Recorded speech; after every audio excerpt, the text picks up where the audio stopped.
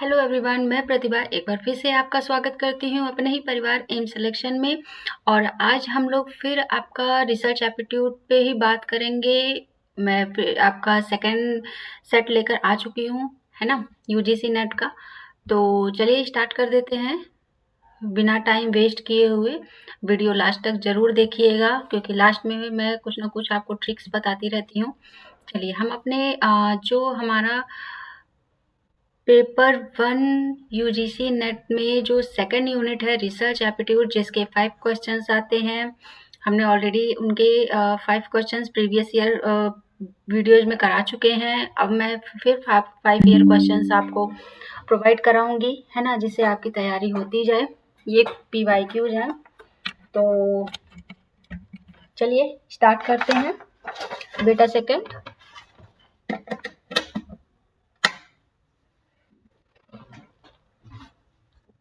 चलिए यहाँ पे बात कर लेते हैं कि एक अनुसंधान समस्या तभी व्यवहार्य होती है जब क्या यह नया और अन्वेषित ना हो, है ना, डेटा और संसाधन उपलब्ध हो। फिर इसके बाद क्या है, यह व्यापक और सामान्य हो, शोधकर्ता को कोई ज्ञान ना हो।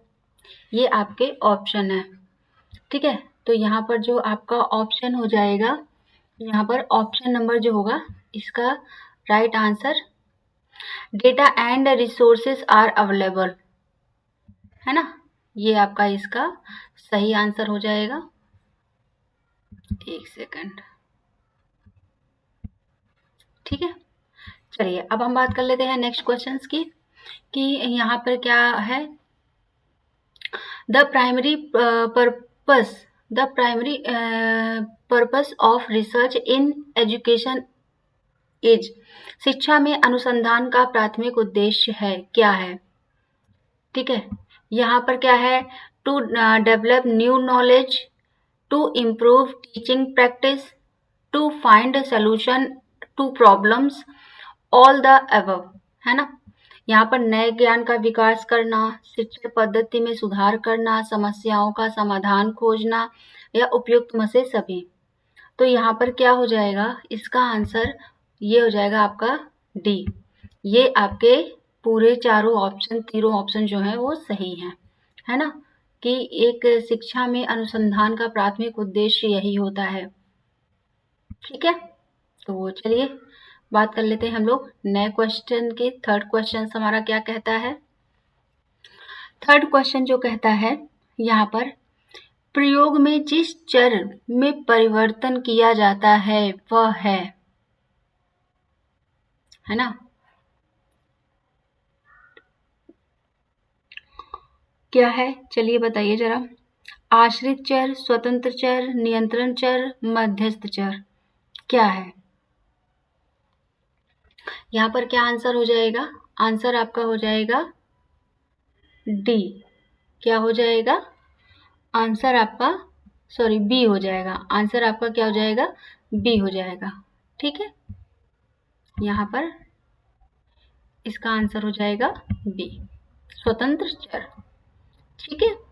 चलिए अब हम बात कर लेते हैं अपने फोर्थ क्वेश्चंस की कि सैंपलिंग का उद्देश्य है, सैंपलिंग का उद्देश्य क्या होता है, पूरी जनसंख्या का अध्ययन करना, एक छोटे समूह का अध्ययन करके परिणामों का सामान्यीकरण करना, डेटा संग्रह से बचना, उद्देश्यहीन प्रयास बचाना। तो सैंपलिंग का क्या मतलब होता है, सैंपलिंग का होता नहीं है, बताइए। यहाँ पर सैंपलिंग का मतलब जो होगा वो एक छोटे समूह का अध्ययन करके परिणामों का सामान्यीकरण करना, ये इसका क्या होगा, राइट आंसर होगा। क्या हो जाएगा, इसका राइट आंसर हो जाएगा। मे बी कि अभी आपको PYQ जो बच्चे पढ़ चुके होंगे रिसर्च एप्टीट्यूड तो उन्हें ये चीज़ समझ में आएंगी, लेकिन जो बच्चों ने नहीं पढ़ा होगा उनके लिए ये चीज़ें नई होंगी, नो डाउट, समझ सकती हूँ। लेकिन जब आप इसको पढ़ेंगे ना, जब आप इसके थ्योरी पढ़ेंगे, तब आपको ये समझ में आएंगे कि हाँ ये क्या चीज़ें हैं। तो चलो ये एक प्लस पॉइंट भी है कि आपको पीवाईक्यूज पहले मिल जा रहे हैं, थ्योरी बाद में मिलेगी, तो भी आपके लिए ये प्लस पॉइंट है ना। चलिए बात कर लेते हैं यहाँ पर, एक सेकेंड, हाँ ठीक है।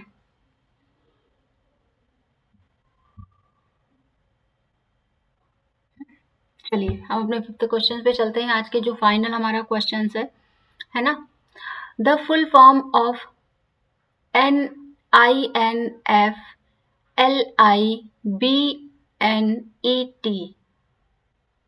है ना, इसका फुल फॉर्म बताना है। तो क्या हो सकता है भाई, इसका फुल फॉर्म क्या हो सकता है? Information and library network, Indian library network, inter library bureau, या इंटरनेशनल नेटवर्क फॉर लाइब्रेरीज। इसका क्या आंसर हो जाएगा भाई बताओ। इसका आंसर जो हो जाएगा आपका यहाँ पर इंफॉर्मेशन एंड लाइब्रेरी नेटवर्क। क्या हो जाएगा इसका आंसर? ये आपका आंसर हो जाएगा, है ना। तो इसे ही आप लोग याद रखिए, ठीक है। तो ये आपके हो गए कुछ 5 क्वेश्चंस जो मैंने आपको रिसर्च एप्टीट्यूड में करा दिया, है ना। 2 सेट हमारे रिसर्च एप्टीट्यूड के पड़ गए। अब बात करते हैं यहाँ पर इसकी थ्योरी की। तो थ्योरी में भाई टाइम लगेगा थ्योरी में, है ना। तो मैं कोशिश ये कर रही हूँ कि सारे जो पेपर 1 के यूनिट हैं, अगर आप पीवाईक्यू लगाते हैं, पीवाईक्यूज ध्यान से पढ़ते हैं, उसको लगाते हैं, तो वो आपका जो है डाउट जो है सॉल्व हो जाएगा, और आपके मार्क्स भी गेन करता है पेपर 1, है ना। स्कोर करता है, आपके जो भी मेरिट बनती है तो उसमें पेपर 1 का बहुत महत्वपूर्ण रोल होता है। तो आप पेपर 1 को सीरियस होकर उसको पढ़ें और कवर करें। ऐसे ही वीडियो हम आप लोगों के लिए लेकर आते रहते हैं, तो प्लीज़ चैनल को लाइक, सब्सक्राइब, शेयर ज़रूर कर दें, है ना। और एक चीज़ और है कि अगर आपको पेपर 2 में और भी कोई पीवाईक्यू सेट चाहिए ज्योग्राफी के अलावा, और तो आप मुझे कमेंट सेक्शन में ज़रूर बताएं, मैं आपको उसके भी प्रोवाइड करूँगी, कोशिश करूँगी कि आपको प्रोवाइड कराऊँ, या कुछ मैराथन टाइप का लेकर आ जाऊँ जो आपके लिए पीवाईक्यू सॉल्व हो सकें, ठीक है। तो मुझे कमेंट सेक्शन में जब आप बताएंगे तभी मैं आप लोगों को दे पाऊँगी, क्योंकि आपकी क्या नीड है मुझे क्या पता। जब आप मुझे बताएंगे तो आपको तभी मैं प्रोवाइड करा सकती हूँ। तो चलिए आज के लिए इतना ही रखते हैं। Thank you so much, bye bye, take care, और चैनल को शेयर ज़रूर कर दीजिएगा। चलिए बाय बाय, टेक केयर।